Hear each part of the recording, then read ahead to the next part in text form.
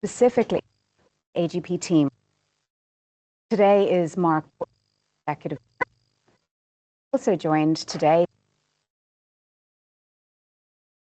Kolak and Mike. We have global leaders from across AGP, and we may bring some of them into the conversation depending on the questions that we receive in from you.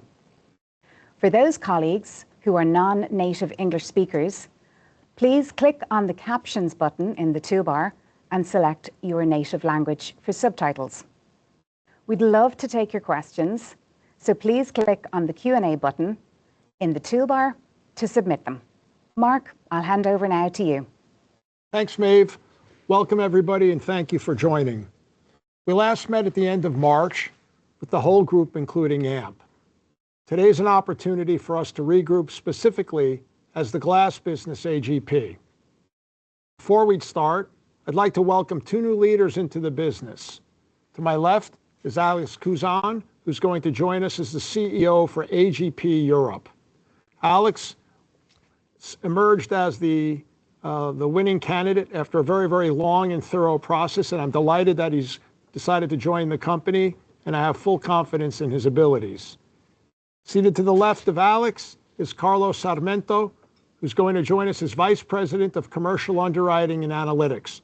I've known Carlos for about 4 years, and I've worked together with him very closely, and I know that he's the right person for commercial underwriting and analytics.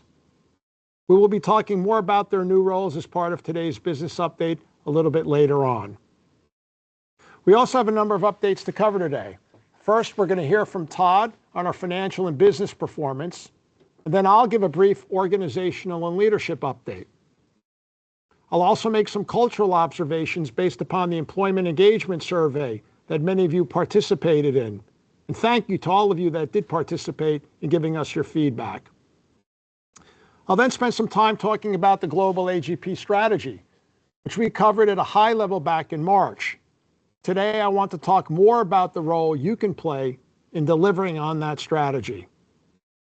And as part of the strategy section, we're going to hear from our regional CEOs, Brian and Paul, Henrik, who runs operations in AGP Europe, as you know, Alex, as well as Tim Moore, who will show us how the strategy is coming to life around the world and through our special projects. First, we're going to hear from Todd in the financial and business performance update. Todd? Thanks, Mark. So we just wrapped up the first full quarter since the financial recapitalization last fall. As you recall from a March update, we ended 25 with strong financial results, despite facing challenges in customer volumes late in the year. The group had a strong start to 2026, with EBITDA growth of 11% versus the previous year. Performance in AMP was ahead of projections, and performance in the glass business was in line with projections. This was despite an expected decline in customer volumes, as well as adverse weather events and increased inflationary pressures, which is a testament to the resilience of the business. So for AGP, we again repeated the achievement from 25 of experiencing lower customer volumes, but still having an increase in overall profitability. So volumes were down 4% overall, with strong growth in Africa, offset by decreases in North America and Europe. However, overall customer revenues, the amounts we billed to customers, were up 3% due to favorable customer pricing, as well as some foreign currency effects. So EBITDA, our internal measure of profitability, grew 6% in the glass business compared to the previous year. The global AGP strategy that we'll be discussing shortly is key to continuing this performance.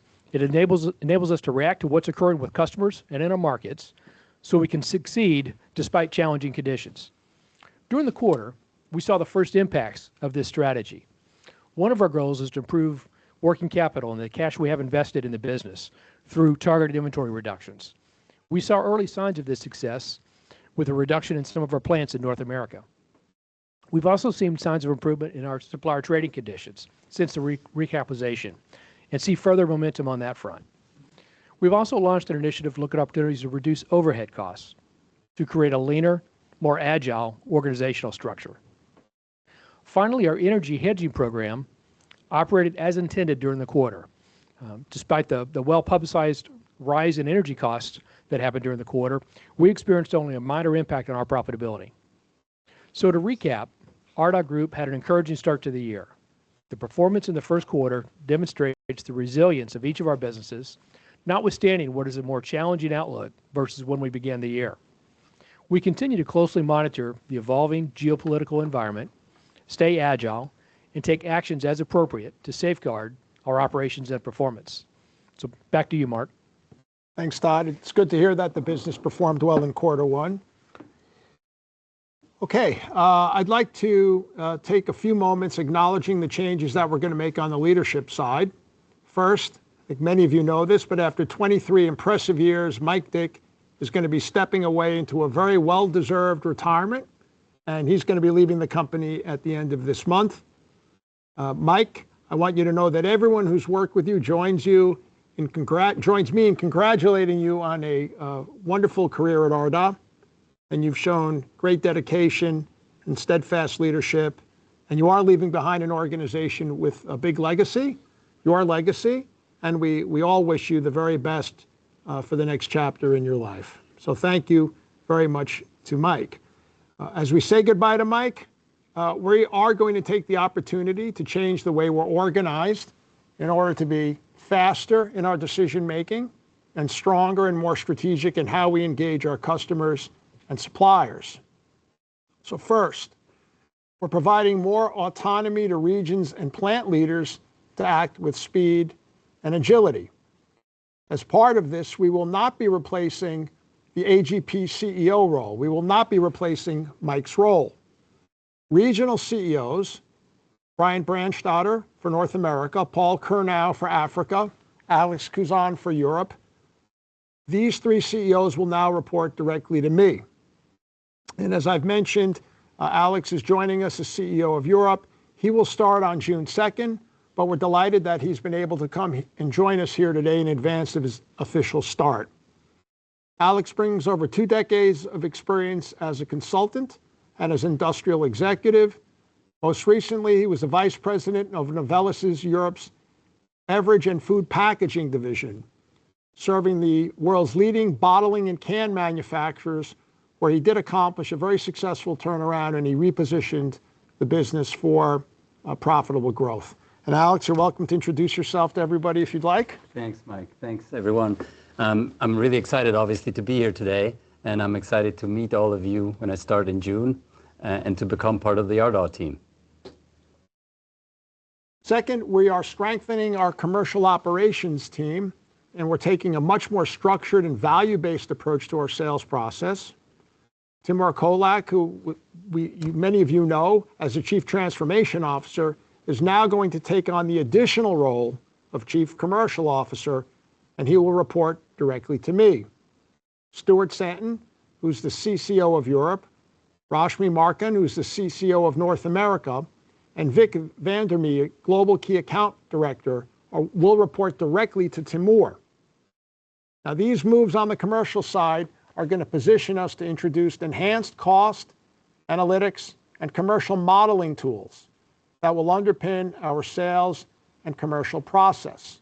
And as I mentioned before, Carlos Sarmento is going to be the Vice President of Commercial Underwriting and Analytics, and his primary responsibility is going to be to develop that intellectual property around underwriting and to disseminate it in a structured way through the organization. So I'm thrilled to welcome Carlos, and if you want to introduce yourself, everybody, Carlos. Thank you, Mark. Looking forward to working with the team in this transformative journey. Happy to have you, Carlos. Third, Alex Winters, who many of you know as our Chief Sustainability Officer, will also report to the regional CEOs to ensure that those CEOs have his support in building regional sustainability strategies that recognize the different customer needs, regulatory environments, and the regional nuances in his area, while also acknowledging that there is a need for a centralized approach for mandatory group-level reporting.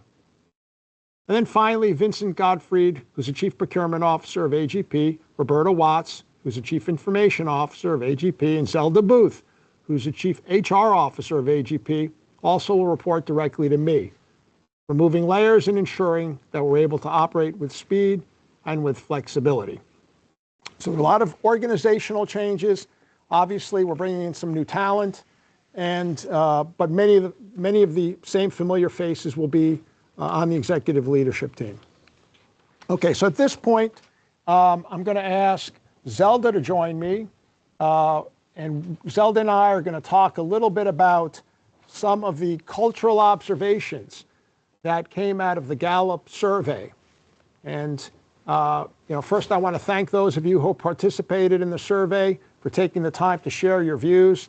We had 73% of AGP employees took the survey. So roughly 3 out of every 4 employees spent the time to give us feedback. And with that kind of participation, we're pretty sure that we have robust and reliable insights. We're pretty sure that what we're hearing represents the views of all employees. So we obviously spent time really thinking through the results of the survey, and we want to share with you what you have told us.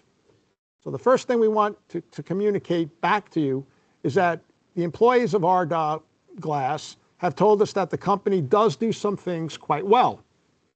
Here are the things that were highlighted as areas in which we do well. We do a good job in how expectations around work are set and communicated in the workplace. We do a good job on that. We do a good job in how employees are enabled to do their jobs with the right materials and equipment. So people are telling us that they have the right procedures, they have the right tools, they have what they need to do their job. And employees are telling us that when they're given their opportunity, they can do their best at work, and they are given that opportunity. So those are 3 very, very positive things that we're obviously proud of. Now here's the flip side. Employees have told us that there's some areas where we need to significantly improve. And we're going to share those with you today because we want you to understand that we're spending a lot of time thinking about that. And so we see issues in how Ardagh employees are experiencing work day to day. And so here are the areas where we need to improve. Number 1, employees are telling us that how the company recognizes their good work is lacking. And what this essentially means is that employees, by and large, do not believe that they are working in a performance-based culture. Second thing employees are telling us in this area of improvement is that the company does not do a very good job listening to and valuing employee opinions. What this means is that employees don't believe that their opinions are important enough to supervisors and managers. And thirdly, employees are telling us that the company is lacking in how it encourages and fosters professional development. What this means is that employees don't believe that supervisors and managers are focused enough in making them better at what they do. The survey results also show us that employees believe that safety incidents will be acted on, that we investigate safety incidents thoroughly, and that we have the processes and procedures in place to manage safety and that they're being trusted. However, employees do tell us that when it comes to everyday safety behaviors, like looking out for the safety of our colleagues or considering suggestions for improving safety, we score a lot lower than the industry benchmark. This is a very important point that I want to make. The shortcomings do not relate to procedures, policy, or organizational structure. They actually don't even relate to pay or benefits.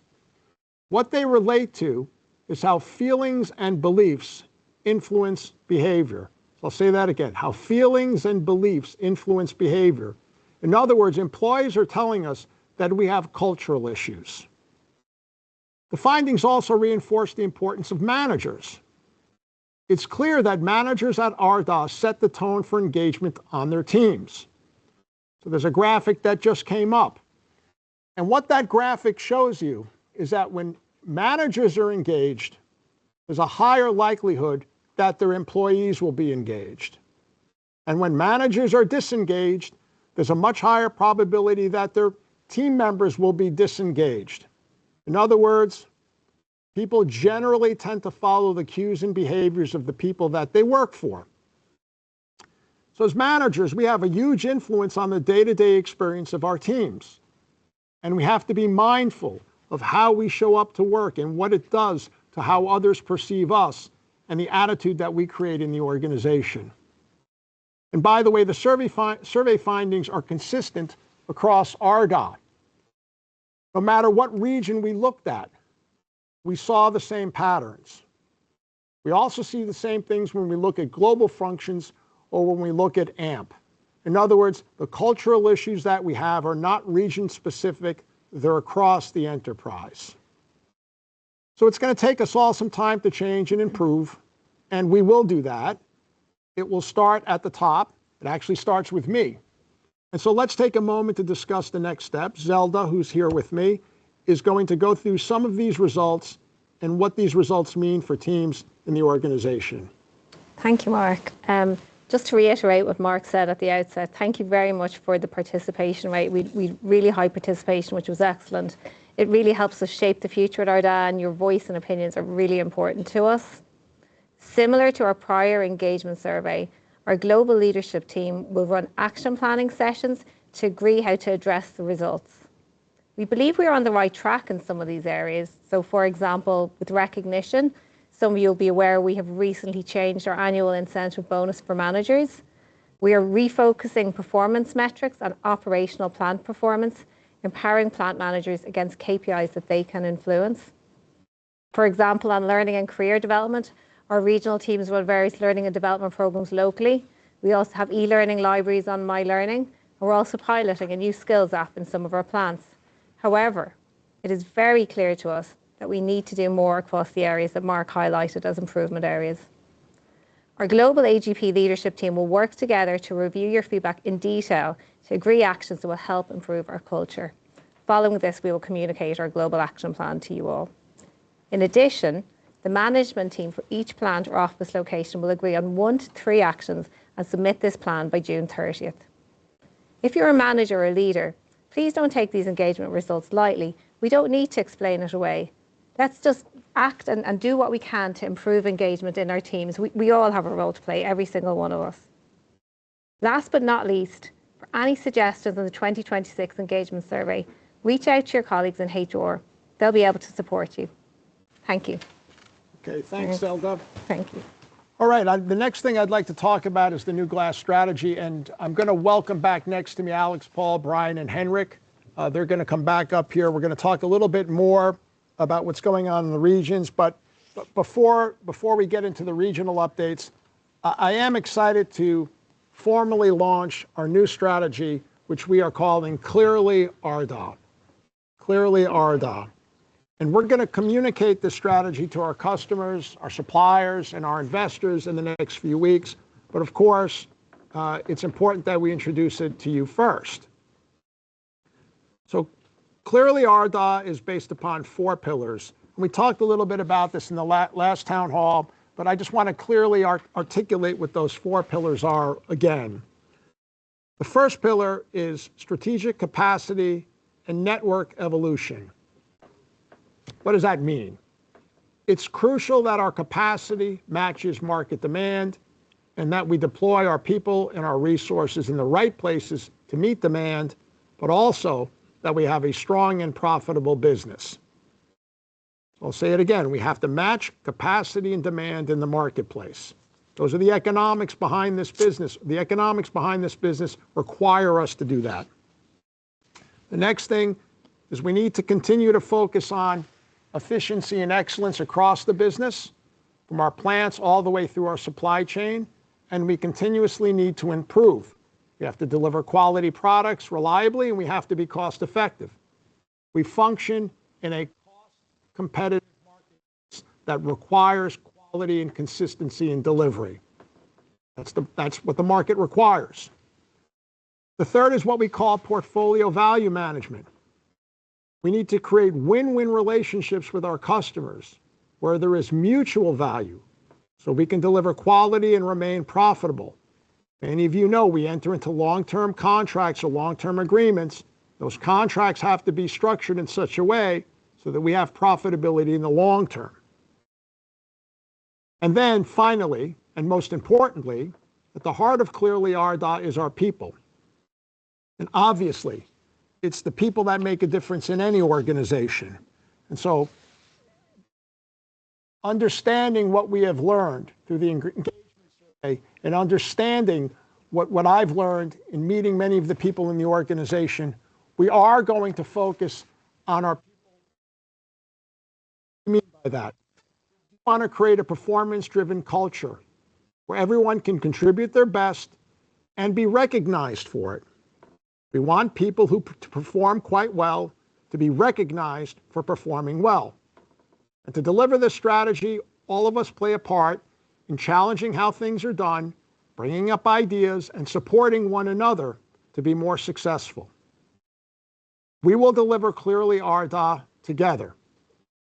So this is Clearly ARDA. These are the 4 pillars. You will have a chance to discuss the strategy in more detail locally with your leaders and your managers. And this strategy will be led regionally. It will be the 3 regional CEOs who will execute that strategy regionally. And of course, the execution, it will be managed regionally, but it will be executed, at the plant level. All right, so the 3 regional CEOs, Brian, Paul, Alex, and Henrik for operations, are going to give us some insight into how things are happening in the regions. And I think first up is Brian. Thanks, Mark. For North America, we see the Clearly ARDA strategy as a continuation of the strengthening of the journey that AGP North America has been on over the past few years. We've been under tremendous pressure from the U.S. market and have made some difficult decisions over the past few years in relation to strategic capacity and network evolution. However, being smaller does not mean less profitable. Since 2023, AGP North America has grown our EBITDA per ton margin by approximately 42% and EBITDA in total by 17%. And we expect further improvement in 2026. This represents a margin lift from around 9.5% to around 12.5% and puts us back into a more competitive position with the packaging industry in general. In an effort to match our AGP North America's capacity and demand, we successfully transitioned 34% of our production were either new to line or new to plant, and expect an additional 20% in 2026. Talking about end-to-end performance, we have reactivated the operational excellence team to establish a closed-loop improvement process and end-to-end audit process, as well as continuous action monitoring. The plant audit is about understanding the process as it operates today, identifying systemic gaps so that we can improve performance in total. AGP North America logistics team has improved warehousing costs per ton and optimizing and streamlining our warehouse footprint to align with the commercial and market opportunities that we've seen in North America. Through improved coordination with our finance teams, we have also optimized our freight recovery, improving from 56% in 2022 to over 90% in 2026. And if we look through our portfolio management, our commercial team has worked to shift our mix towards higher margin premium segments as the commodity and large-scale beer segments have continued to decline. We have collaborated with Fifth Generation, which owns the Tito's brand, on growth opportunities, particularly in small format packaging, and have scaled production capabilities across our network and multiple production facilities to meet the expanding, evolving market demand. Then finally, on the people-powered culture, our region has been involved in the piloting of the AGP's new digital skills assessment tool for the hot-end IS machine operators, aligning directly with our global skill standard vision. More than 130 skills assessments were completed with more than 30 operators in just the first few weeks. We are also focused on building talent for the future, including our apprenticeship program, which offers 5 specialized programs, and our summer internship program. We currently have more than 200 employees enrolled in the apprenticeship program across all of our North American facilities, and we will be employing 2 interns at each facility in 2026. I want to finish by sharing a success story at our Sapulpa, Oklahoma facility, which has improved its EBITDA by an incredible 7-fold. That's 7 times since 2022. This was a result of the entire organization coming together, from the commercial organization to the engineering organization to the plant personnel to planning. From the initial planning to the successful execution, this is what happens when we align, collaborate, and deliver together. I am proud of what the team in North America has achieved so far and know there's still more ahead of us. With that, I'll now hand it over to Paul for Africa. Thanks, Brian. We had a positive start to Q1 in Africa, with year-on-year volume growth in all our markets. So the prior quarter was soft, so we believe this is a broad-based recovery across many customers, which is reflecting improving economic conditions in the region. We hope to have moved now into a period of stability and slow growth. We can't be complacent, though, as recent global events and the impacts on energy pricing and inflation are a real risk. So we need to remain focused on the end-to-end performance pillar of the strategy. We have to stay incredibly disciplined in production. We have to limit inventories until growth really manifests. So that's all about strategically optimizing our capacity. We still have many opportunities in the end-to-end performance category to improve efficiencies and reduce costs, but there were many positive trends in this quarter, especially on controllable costs. As ever, there will be a focus on operations for the rest of the year. You need to improve year on year for us to reach the budget target this year, right? So we do have to have that step change to hit our targets. Our real regret, though, this quarter was that we still had far too many injuries, where one is far too much. This largely happened in our Nigel plant, and is a great and necessary focus for our team there to turn it around urgently. To build a strong people power culture, we have to keep each other safe first and foremost. It is clearly, though, that the difficult decisions we made in the past to strategically manage capacity, closing some furnaces and starting others, has protected our business and restructured our cost base so we can operate sustainably at these levels. This was difficult, but we should now grow from here and begin restarting some idle production as soon as we have this conviction on growth. It is very exciting that we have many options to unlock capacity and chase growth when it comes. I want to thank all of you for navigating these choppy waters with great dedication and resilience as ever. We've always had a long-term conviction in this business, and we have continued to invest in these assets that employ us. In this quarter, we have completed a 600 million investment in the Belleville B4 rebuild, and we have over 200 million in spend coming up on the rebuild in Kenya and repairing the Ethiopia facility for restart in the second half of the year. As we look at portfolio value management, we have had many positive engagements with customers, securing or extending a number of long-term contracts right across the continent, which underpin our demand. Customers share our view on the positive trends, but do caution that this remains a fragile recovery with consumers still under pressure. In this environment, cheaper packaging alternatives remain a real risk we all need to manage. To do this, each and every one of us needs to make a difference every day as we individually contribute to the results we deliver as a team, no matter where we play our role. As we build on our people power culture, every one of us needs to be flexible and agile to try new things and enable growth in a world that looks to be evolving fast and is as volatile as ever. All of us in the region are ambassadors and marketers of glass in our actions, words, and how we influence our customers and consumers. I'll now hand over to Henrik for Europe. Thank you.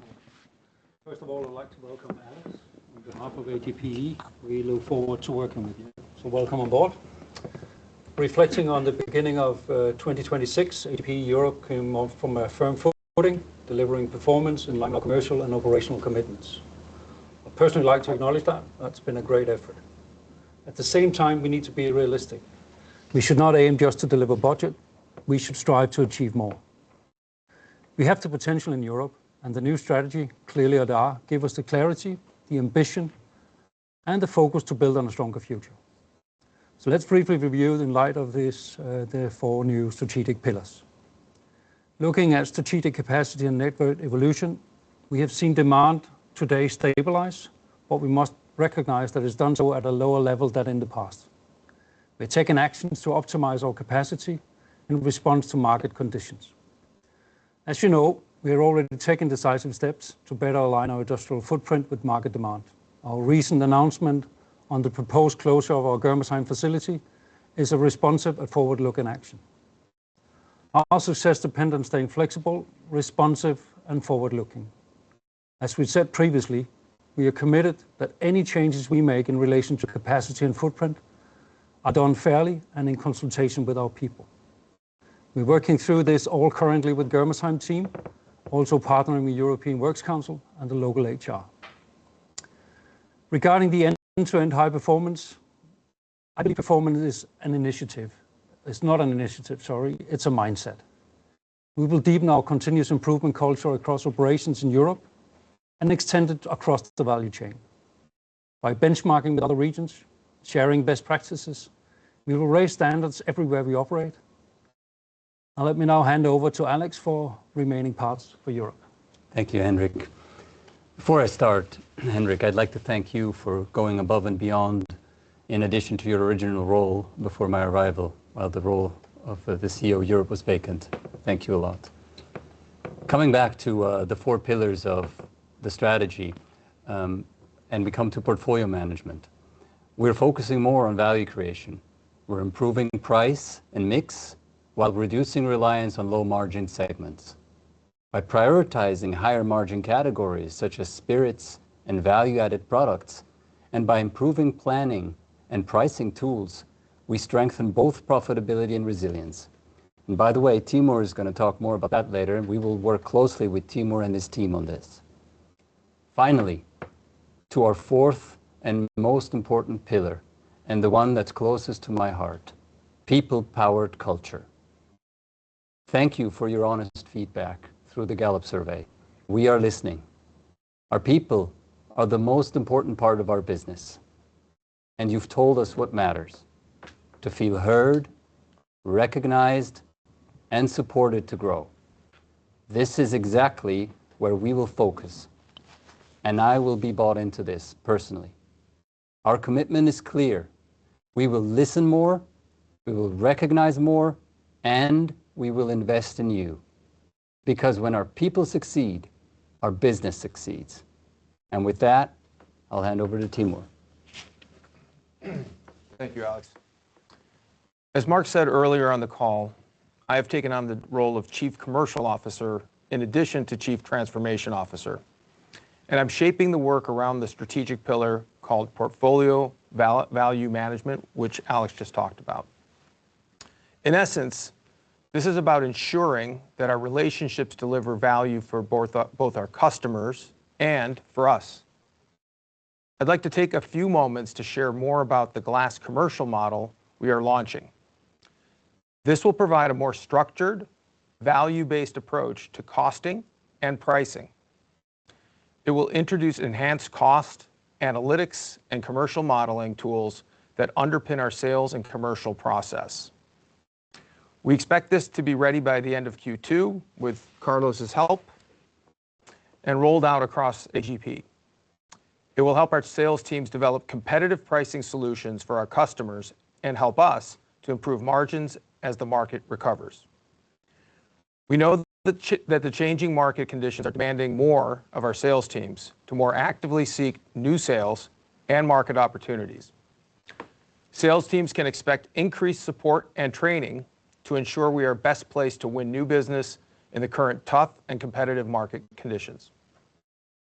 I'd also like to touch on the way we're driving efficiency in our operations in relation to costs that are not directly contributing to the bottom line. We will be laser focused on optimizing our supply chain. We are undertaking a company-wide initiative to implement optimized demand planning and inventory management to reduce our stock levels and free up cash to support business investment. Energy is also a significant cost driver, and we know that our clients value stability and predictability in this regard. We have an ongoing initiative to strategically analyze how we purchase energy and how best to help isolate us from the market pricing volatility. Our aim is to provide energy security and confidence for our customer base while delivering predictable value to ARDA. I'll hand it back over to Maeve at this point. Great. Thank you, everyone, and thank you for explaining our new strategy clearly, ARDA. We had some questions in, so let's go straight to it. The first one comes from an employee in IT. And Mark, if you could kindly take this one. He's heard that there's something big on the horizon, and he's heard some rumors. The biggest question everyone is asking is, are we being sold next year? Thanks, Maeve. That's obviously a very, very good question. We made changes to our ownership structure as part of the restructuring because the company had debt, more debt than it could support. And as I mentioned in the last call, the current investors are not long-term shareholders. They may want to sell some or all of their interest in the company at some point in the future. Now, this might mean that our ownership changes. But as I said in the last town hall, this is a financial transaction. It's not about breaking up assets or selling plants. It's just about the economic transfer of shares in the company. So the company will still be here, even if the ownership changes. And as a matter of fact, shares have been trading since the restructuring, and it hasn't had an effect on anything that we've done. There are various scenarios for the future of AGP, but it would not be prudent or really intelligent for me to try to speculate what those are right now. Right now, we remain focused on running the business well, supporting our people, delivering for our customers, and navigating the challenges and the opportunities that we face. Through all of this, we have and we will continue to stay true to the core values that we have. We'll make good decisions that are beneficial for our people, our customers, our communities, the shareholders, debt holders. And so we will continue to act in accordance with the values of the company. Thanks, Maeve. Thanks, Mark. Our next question comes from a colleague in IT based in the Netherlands. With Mike leaving the organization, how do you see the AGP strategic program being owned, governed, and carried forward? Mark, can I direct this back to you, please? Yeah, I mean, we just articulated, that we have a clear vision and a strategy, and we call it clearly RDOP, in which there are these four major pillars. That strategy sets the direction for the company that I, as chairman, am ultimately responsible for leading, together with the regional CEOs and everybody else who's on the executive leadership team. It's the regions that bring the strategy to life locally. And so our regional leaders are responsible for taking that strategy and translating it into the agenda items that are relevant in their geographies. So each region has its own strategy. That strategy outlines how they're going to execute and deliver, and they will set local priorities and initiatives, many of which are already underway. So you've heard about that today. You've heard about clearly RDOP. You've been introduced to one of the new regional CEOs. Again, it's a global strategy with regional execution. Great, thanks, Mark. I see one question coming in live, so please jot down your questions in the Q&A button. But for now, Henrik, I'm going to pose a question to you. It's come in from Europe, and they want to ask specifically about one of the pillars in the new Clearly RDOP strategy, end-to-end performance. Can you explain, Henrik, please, more about glass excellence and what's changing for the plants in relation to this? Thank you, Maeve. Yes, glass excellence is about operating in our production in the most efficient way possible and continuous improvement. We have already a number of operational excellence initiatives across our regions, from our safety priorities to our benchmarking and audited programs. This is not about creating more framework. Instead, glass excellence will double down on existing initiatives. It will be led by regions and may look slightly different in each region, but you can expect much more to come on glass excellence in Q3. We will, in connection with our current initiative together, and launching it under a new brand to reinforce commitment to excellence. So watch the space. Thanks, Henrik. We've had a couple of questions coming in about people moving roles internally in RDA, and they'd like to find out more about the opportunities across the company. So Zelda, could I come to you for this question, please? Absolutely, yes. We absolutely encourage people to apply for roles as they open up internally, whether that be within the area you work in, other areas, or indeed across countries and locations. You can set up alerts within RDA people if there's particular areas you're interested in hearing roles about, and we absolutely support it. What I would say is with global moves, it can be a little bit more tricky with visas and work permits, but particularly in country, it happens all the time today. So if you're interested, set up your alerts and absolutely lots of opportunity to move internally. Thank you. Great, thanks, Zelda.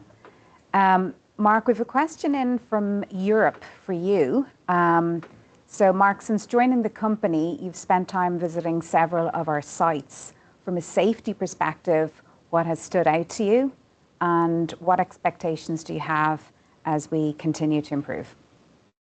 Thanks, Maeve. First, I want to acknowledge the teams on the ground. Through my plant visits, I've seen and know that the people who work for RDOT, the employees of RDOT, do demanding high-risk work every day, and often in challenging conditions. And they're doing it with professionalism and care and attention to safety. So I recognize that, and it doesn't go unnoticed. I've been encouraged by the progress we've made recently. We have stronger safety standards through the Be Safe program. I think we have better reporting. We have stronger focus on leading measures. And we have, as we've said before, a track record of thoroughly investigating incidents. We manage and keep track of our KPIs. What we need to do now is continue to have more open conversations about risk and to figure out how we can continuously improve. I want to be clear, though, that EHS, it's not something that we just tick for compliance. It is part of how we operate. It is part of how we compete. We manage the business safe, environmentally, in an environmentally responsible fashion, and we do so to protect our people, our customers, our reputation, and ultimately the future of the company. So for the leadership team, the expectations are clear. We want to be visibly present in the field. We want to have real safety accountability. We want to have the discipline to prioritize EHS over production when there's a conflict. At the end of the day, we all know, as leaders of the business, we own the culture and we own the safety culture. So no policy will ever matter as much as what leaders say, do, and tolerate. So we all know, if the plant manager walks through and if he's not obeying the safety protocols, it sends a message to everybody else that the safety protocols don't matter, right? So what managers and supervisors do, you lead by example, and that's where lasting safety performance is built. Thank you, Mark. Our next question comes in from a colleague in Germany, and it's about beyond short-term financial matters, or metrics, I should say, such as EBITDA. What is AGP Europe's long-term vision for the company over the next 10 years? So Mark and Henrik, would you like to take this? Yeah, first, I just want to make clear, the question says beyond short-term financial metrics such as EBITDA. We do have short-term financial metrics, but we don't manage the business exclusively or largely on short-term financial metrics. We do take the long view on the business. And I want to be clear that, if we were only chasing short-term numbers, we would do things that are irrational and detrimental to the business. So, we do have this strategy and this vision now that we've articulated as clearly RDA. As I said before, each region has its own implementation and execution on that strategy. And, obviously, whoever is asking this question is in Europe, so I think maybe Hendrik can give a little bit more insight into what we're doing in Europe. Thanks, Mark. In Europe, we're focused on the midterm. That doesn't mean we doesn't look out, as Mark said, long term, but it's really what we can control and forecast right now. We remain focused on running these businesses as well as we can, supporting our people, delivering for customers, and navigating the challenges and opportunities we face. We do have, as you know, our World Excellence 27 strategy, which is all about delivering the best total solution, consistently and reliably, proudly together, just delivering more. And that's our clear focus. Great. Thanks, Mike. Thank you, Henrik. The next question comes in from somebody in CTS in Europe, and it's about how can the company justify investing 36 million in 2019 and a further 32.6 million in 2023 into a glass plant, only to decide to close it shortly thereafter. What has changed in this short term to make these investments no longer viable? Mark, would you like to take that? Yeah, I would. I want to reiterate to anybody who is looking to have insight into how we make decisions. When you make a decision, you make it based upon the current situation and the facts that you currently face. So, when we made decisions for investment in the past, we did those based upon facts and knowledge in the context in the past. And a lot has happened since 2019. We've had a war in Ukraine that has significantly impacted energy costs. We had COVID, which had profound implications in terms of changing volumes and substrates. And now we have what seems to be a somewhat prolonged conflict in the Middle East. And that, of course, is influencing energy costs, which, as you know, are a significant economic input into our production. So the world continues to be volatile and it's changing. And if anything, it's becoming more volatile and it's becoming more difficult to predict. And so, we focus on operational efficiency, and agility. We have to become agile. We have to be responsive to allow us to be profitable and to compete. And we always have to be evaluating our capacity and our footprint and always making decisions when necessary. So the wine market in Germany, as many of you know, has been slowly decreasing. And this is the main demand that we have in Germersheim. And this is driving the decision that we have to make today. So to reiterate, any decisions we do take are made thoughtfully, fairly, after extensive study, and they're executed over a period of years to ensure that we can continue to deliver product to our customers and support our people. Our decisions are made, as our decisions are made, we always consult with our employees, and we will always try to be as transparent as possible about the reasons why we make decisions and what the environment is and how we are making those decisions. Thank you, Mark. We've another question in from a colleague based in AGP UK. Again, this one's for you, Mark. It was after your initial broadcast in March 27th, you made a reference that AMP and AGP would be supported financially, would be supported separately financially. Sorry, I'm twisting my tongue here around the words. What does this mean and when will this happen? Yeah, look, we are our group, but our group does consist of both metal and the glass businesses that have different opportunities and face different challenges right now. As a matter of fact, the economic environment for glass and metal are significantly different. By way of example, the glass business is impacted much more heavily by energy volatility and energy costs than is the metal business. So, we're operating in a more separated way to enable us to respond to the challenges that each business faces more effectively. And so supporting them separately means that each business is going to be financed, invested in, and evaluated based upon its own fundamentals. And it's not going to compete with other parts of the portfolio, and there isn't going to be a subsidizing of capital between the two businesses or liquidity. Now, those are business terms, but what it really means is we want to think about each of the businesses essentially as though they are standalone.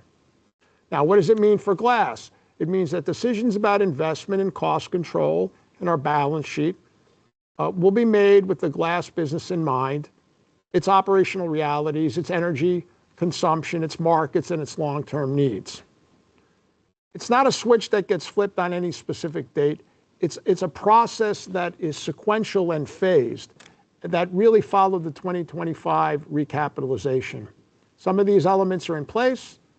Others will continue to be in place as we progress through. But again, we are very much focused on understanding the needs and requirements of glass and metal and addressing those needs separately and appropriately. What's important is the direction of travel.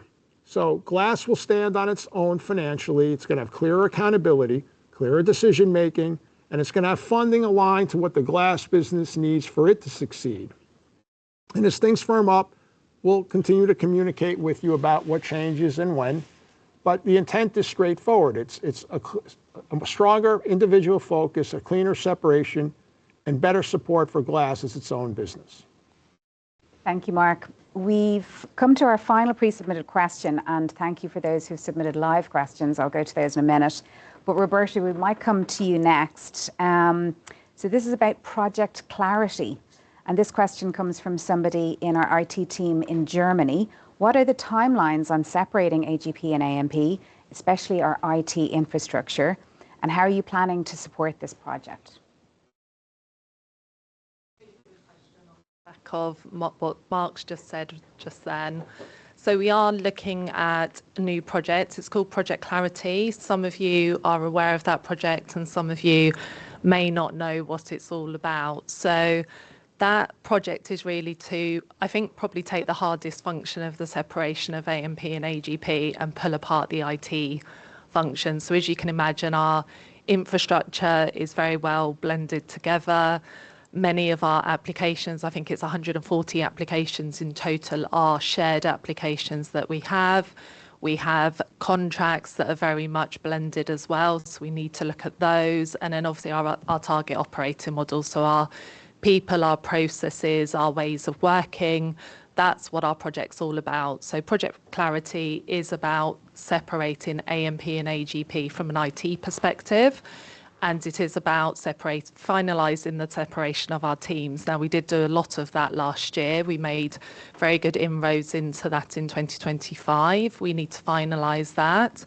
We need to finalise the separation of our procurement contracts as well, so that we have clear ones for A&P and clear contracts for AGP. And then we need to look at the infrastructure and obviously the application separation. So it's a lot of work. It's going to be a long journey for the IT teams and for our business teams as well. We're targeting the end of March 2027 to have that completed. We've started the journey already in Q1. We defined what we wanted to do. We went out to tender. We've now finalised the decision of who we're going to use to work with us as our key partners to undertake the journey. And we're moving full steam ahead. So the projects are mobilising. We've got kick-off meetings tomorrow. We have the project team defined. We have the partners defined. And it's full steam ahead. So we will be looking to work with all of you. For the businesses out there, our regional IT directors that we have in both A&P and AGP will be reaching out to you on a regular basis, because you will be impacted to some degree. But as usual, we will work with you on timelines on who we need to work with. We will ensure you're updated and ensure you know what's going on every step of the way. So that's Project Clarity, and a big job ahead of us, really. Thank you. Great. Thanks, Roberta. Our next question, we'll move to the live questions now, so thank you for submitting those. Keep them coming in, please. This is on governance, and Mark, we might go to you. So the colleague says, thank you for the update and the updated AGP strategy. One of the 4 pillars is end-to-end performance, which is something we should all aim for and proactively collaborate to do. I can see there are proactive activities with respect of regions and manufacturing plants. However, are there any plans to look at our structure and infrastructure in relation to governance, compliance and risk management activities? So more at a functional level. Yeah, that's a very good question.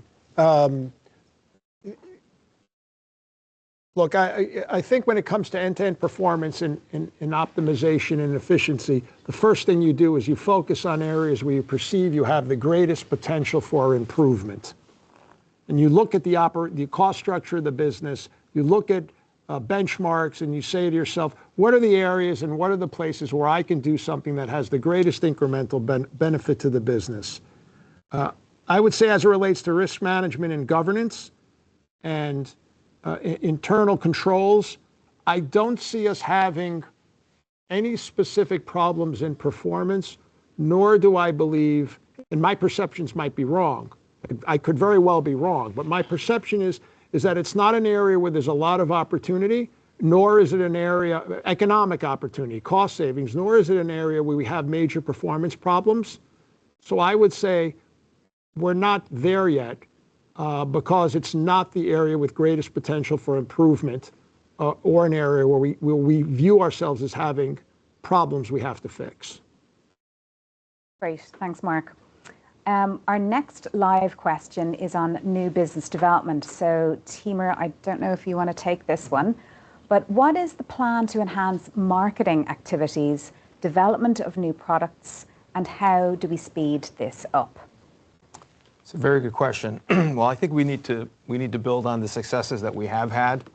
As an example, the Bailey's business that we just won. It's a great example of a multifunctional approach, both within the business and with the customer, to identify a problem that they had and develop a solution internally to make their product safer. And thereby we won quite a bit of additional volume, both for this year and for next year. And so what my feeling is, we need to look at where we've had success and continue to develop those opportunities in various places throughout the business. Thank you, Timur. Our next question, Mark, perhaps you could take this. What are your plans for global alignment? And if so, how do you plan to implement it? So I'll tell you what I think that question's asking, and I hope that I got it right. And if I don't get it right, then whoever asked the question, resubmit the question and tell me you didn't really answer my question. But I think what you mean by global alignment is how do you know that the strategy clearly RDA, which we've said there are 4 principal areas of focus. How do you know that we're not going to do things between geographies that either are inconsistent with each other, conflict with each other, or that the priorities somehow are misaligned? So an example of that might be a global account, an account where we have a customer in one geography and another geography. That could be an example. That, simply put, that's my job. So, when you take responsibilities and you say we have a global strategy and we're going to execute it regionally, it's my job as the executive chairman to make sure that as I ask the regional CEOs to execute in their geographies, that they don't do things that step on one another or hurt one another. And so that's my job as the executive chairman, is to resolve any conflicts that exist with the people who work for me as they perform their jobs. By the way, that's the job of any manager. One of the jobs of any manager is to reconcile conflicts or incongruities between the people that work for them. And so it is my job as executive chairman to resolve any of those conflicts. Thank you, Mark. Our next live question is, could the leadership team share their views and expectations on the active changes between AGP and AMP and how that relates to people? Read that, say that again, the active? Sure. Could the leadership team share their views and expectations on the active changes between AGP and AMP and how that relates to people? Yeah, I think this question is probably getting at separation and comments I made in the last town hall about how, what will happen over time is that people who spend most of their time on AMP or most of their time on glass will eventually, what we eventually will do is that people will eventually be spending all of their time on metal or all of their time on glass. Not everybody, but an increasing number of people will be dedicated to one business or the other. And what we said last time, and I'll reiterate it, is that we do that in a very thoughtful way. We do it in a very deliberate way. Hopefully we do it in a way that makes sense for not just the company, but also the manager or the employee, in a way that is respectful of that person's desires and what is consistent with that person's career development or their personal needs. And so I think our view has not changed since March, when we had the last town hall and we discussed our approach on that topic. Great. Thank you, Mark. Our next question is actually from a new colleague who's joined us at ARDA. So maybe, Timur, this might be one for you. As someone new to ARDA, I'd be interested to hear what leadership believe will become ARDA's biggest competitive advantage over the next 5 years. I'll go back to the fourth and what I believe to be the most important pillar, which is people-powered culture. This business is a very good place to work. It's going to become a much better place to work. We are going to help one another perform better. And by doing that, we're going to help our customers and their brands also win in the marketplace. So there's, I think, a tremendous amount of opportunity for the people who are here, for the people who will join. And together, we're going to make this an excellent market-leading company. That is actually all of the questions that we have received in. So I think that's time for a wrap-up, unless anybody would like to submit any more questions. I'm going to hand it back over to you, Mark. All right, thanks, May. First, the questions are getting increasingly better, and that actually is a good sign, because people who are engaged and who are committed to an organization tend to ask more difficult questions and more insightful questions. And managers who actually care tend to answer those questions and want to hear those questions. So, this is not going to be, we're going to continue to have these town halls, and we are going to continue to answer these questions, and you should feel comfortable asking whatever you feel you want to ask. And obviously, if confidentiality or prevents us from answering a question, we will have to be careful about what information we disclose. But I want to thank everybody for taking the time to ask these questions and for participating. All right, so here are the few things that I'd like everybody to keep in mind that really, I think, summarize the call. First point, the Q1 results were good. They're very promising. The first quarter of this year for glass was not an easy quarter. Okay, Brian talked about, or Todd talked about weather events. We had a lot of volatility in terms of volume and energy costs, and we did well in quarter one, notwithstanding the fact that quarter one, to be quite frank, what the market experienced was not easy. So I want to thank everybody for their hard work, but we also have to be realistic about the fact that volumes continue to decrease, and we have to be very, very focused on this clearly RDOF strategy to make sure that we do the things we need to do to remain competitive and to be strong in the marketplace. That's the first thing I want to remind people of. Second thing is, I want to thank again the 73% of people who responded on the engagement survey, and I want to reiterate that it was helpful for us to know what we do well, and it was also very helpful to us to understand some of the cultural issues we have. We take it very seriously, and we're going to continue to work on that.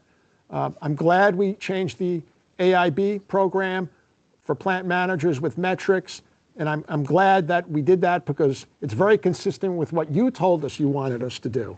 And so, as it relates to pay for performance and recognition of performance, and we will continue to do other things like that to recognize the other areas of improvement that have to be addressed. We have this vision called Clearly RDOF. We as a management team spent a lot of time thinking about what we had to focus on and what was most important. And so we think we got the list right. We think we understand what those 4 initiatives need to be. And we're going to be focused very much on those 4 initiatives, which will, again, align our capacity to market demand.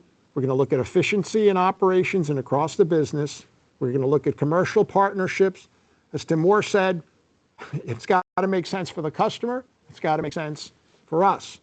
And then we're going to focus intensely on people and especially the cultural aspects of the organization. The final point, and I want to reiterate this, and I can't reiterate this enough. Every one of us plays a role in delivering the strategy. So we have to work together as a team. We have to communicate with each other. We have to help each other. We have to take an interest in each other. We have to be proactive. We have to be accountable to each other. So I know we can do this. I have no doubt at all that we as an organization can focus on our priorities. And we have improved. We're going to continue to improve. The numbers in quarter one show that we can take anything that comes our way. And so thank you for your hard work. And we will see you on the next town hall. Thank you very much.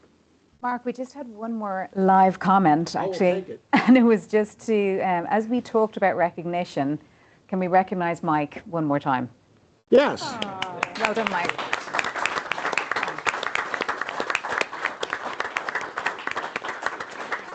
Great. Does Mike want to say anything?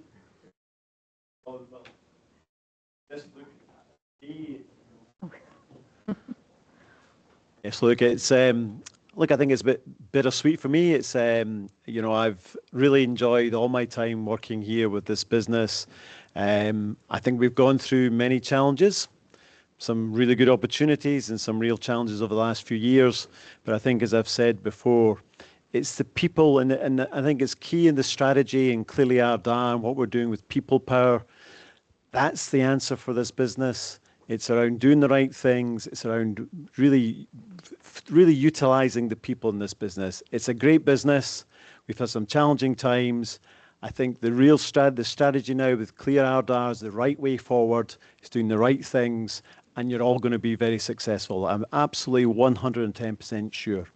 So I wish you all the very best. I will be watching. I will be checking. But look, I wish you all the best, and I've loved every minute working with you all, and I really appreciate the support I've had over the years. So thank you very much.